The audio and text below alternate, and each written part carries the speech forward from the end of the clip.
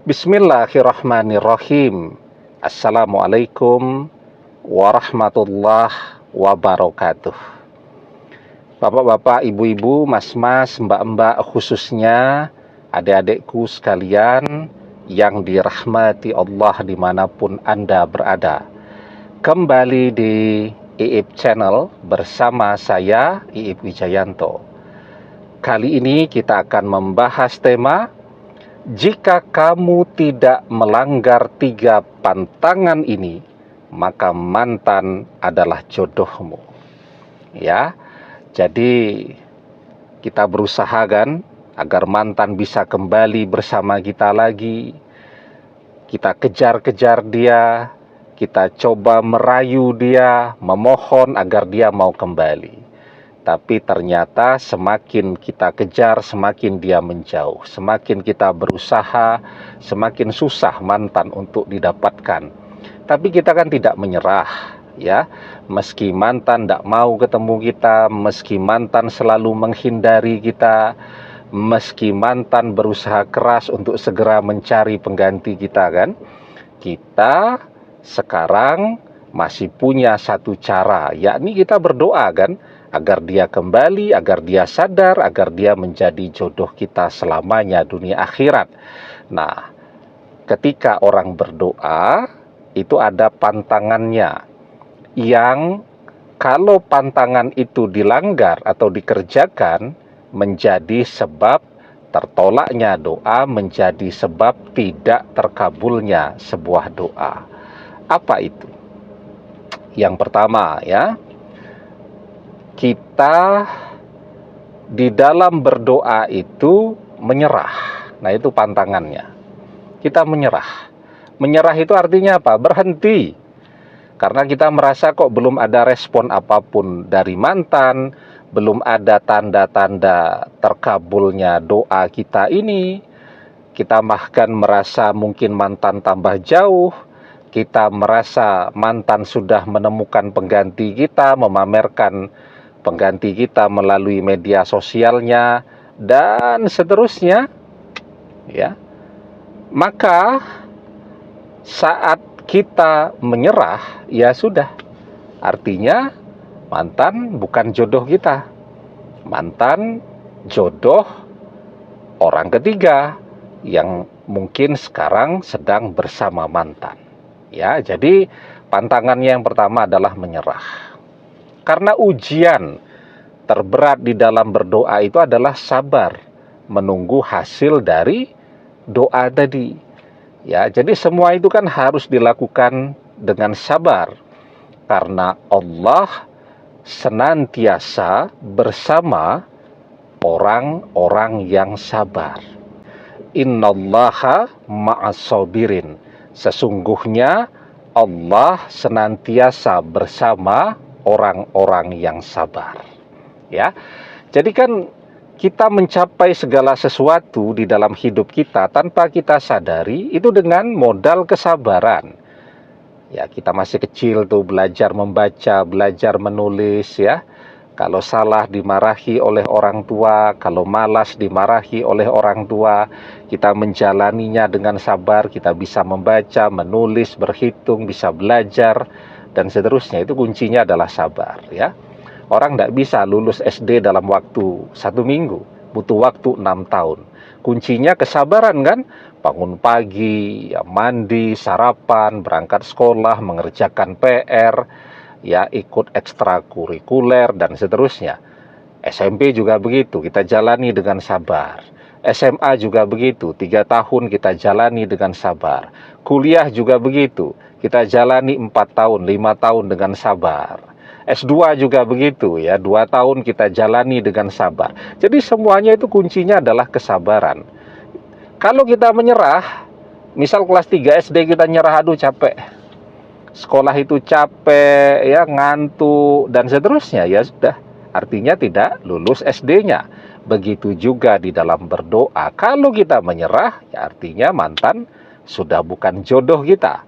Tetapi ketika kita tidak menyerah, kita tidak berhenti, insya Allah, Allah senantiasa bersama orang-orang yang sabar. Dan ketika kita tidak menyerah, itu adalah tanda terkabulnya doa. Pantangannya yang kedua, kita berdoanya hilang timbul, ya. Kadang berdoa 3 hari berturut-turut, atau seharian berdoa. Jadi ketika hari libur berdoa tuh dari pagi sampai malam terus berdoa agar mantan kembali. Tetapi ketika kita sedang sibuk, ketika kita sedang malas, kita berhenti berdoanya. Padahal kunci yang kedua terkabulnya doa atau sebuah amalan, kalau kita mengerjakan amalan, adalah dengan mengerjakannya secara istiqomah, konsisten. Nah, makanya sebenarnya berdoa itu tidak perlu yang lama-lama, tetapi kita bisa melakukannya dengan terus-menerus, istiqomah. Ahabbul a'mali ilallahi ta'ala adwamuha wa in qalla.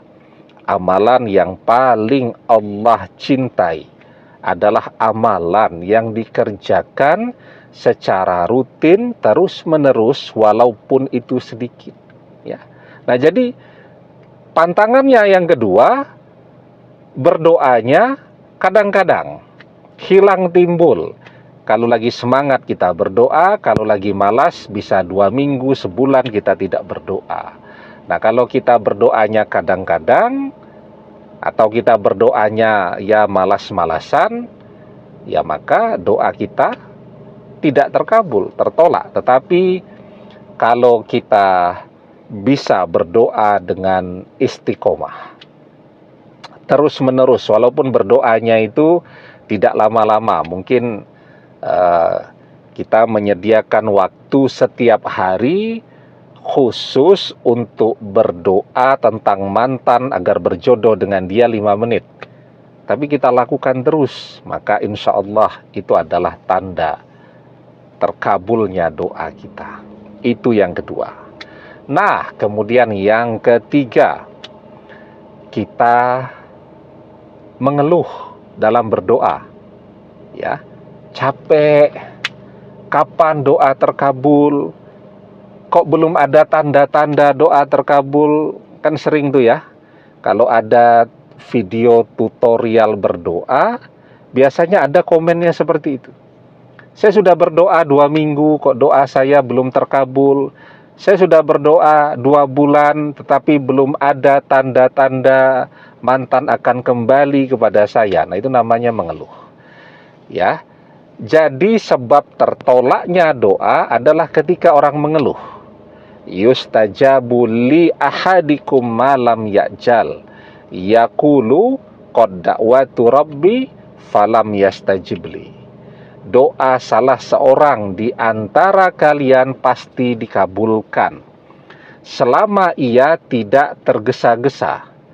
Siapa itu orang-orang yang tergesa-gesa? Yakni orang-orang yang mengatakan aku sudah berdoa kepada Robku, tetapi dia tidak mengabulkannya untukku. Itu orang yang melanggar pantangan dalam berdoa. Pantangannya mengeluh, sementara dia mengeluh terus setiap hari.